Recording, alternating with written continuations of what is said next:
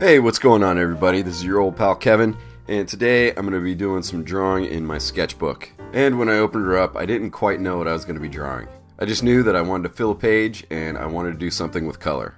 As many of you know, I'm quite enamored with the 1960s spy craze. So looking around my office here, I saw some James Bond DVDs, some old detective and spy pulp novels from the 50s and 60s, and my box set of one of my favorite 1960s TV shows, The Man from U.N.C.L.E.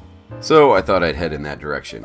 So as always, using my Pentel mechanical pencils, one filled with red leads and one filled with blue leads, I just started sketching in a 1960s type spy character. And the idea kind of formed of what direction I wanted to go in at that point.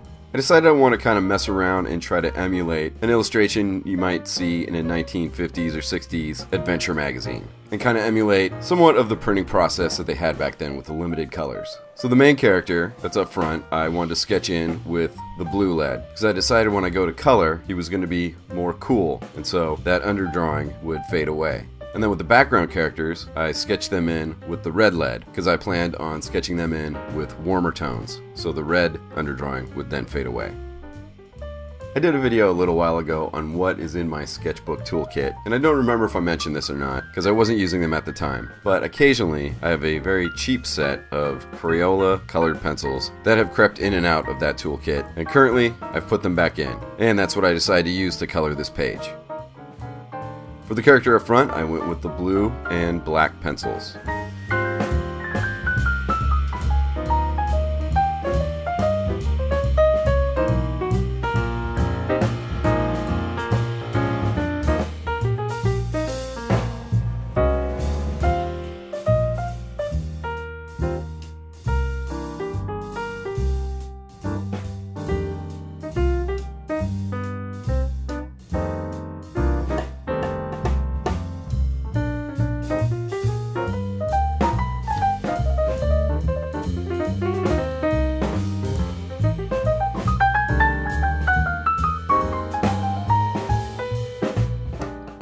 And then so I'd have kind of a complementary color scheme going on. For the two characters behind the blue character, I used an orange pencil and a darker brown.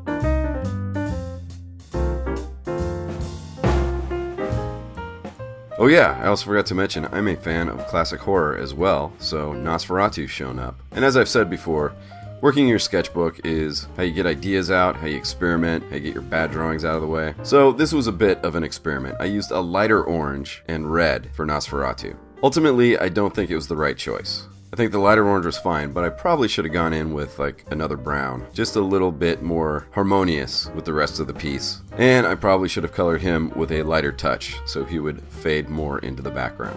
But that's why you draw in the sketchbook. As this was an experiment that wasn't completely successful, but taught me that if I was to move this piece onto an actual finished illustration, I would have a better idea of what I wanted to do. And I'd be able to implement what I learned.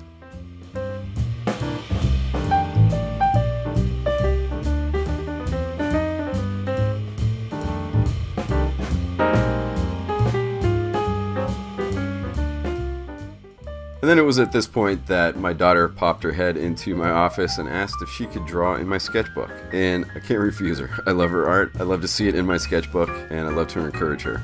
She's much faster, so she did a couple pieces of her own.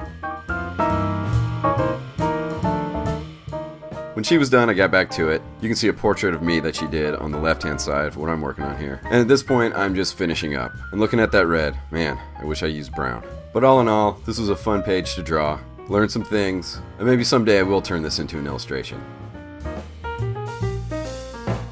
Thanks everybody for watching and for subscribing. Make sure to hit that bell so you can get notified when these videos come out. And an extra big thank you to my backers on Patreon for helping to make my videos possible, as well as the work I'm doing on my comics. Be cool, stay rad. Until next time, take care.